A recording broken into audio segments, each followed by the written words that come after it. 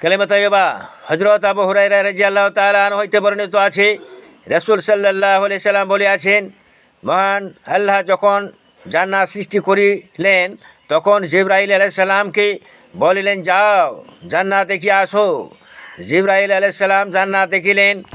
তারপর আল্লাহকে বলিলেন, হে আল্লাহ পাক, আপনার ইজ্জতের কসম, যে কেহ এই জান্নাতের অবস্থা শুনিবে সে অবশ্যই জান্নাতে প্রবেশ করিবে, অর্থাৎ জান্নাতে পৌঁছার জন্য শ্রেষ্ঠ হইবে।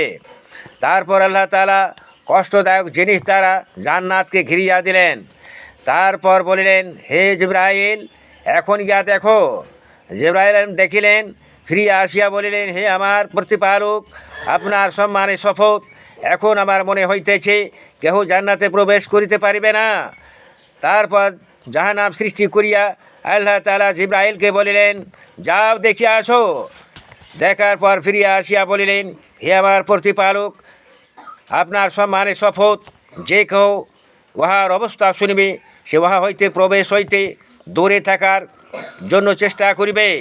আল্লাহ তারা তারপর দোজখকে প্রবৃত্তির খায়েশ দ্বারা ঘিরিয়া দিলেন। তারপর জিবরাইলকে বলিলেন, এবার জাহান্নাম দেখিয়া আসো।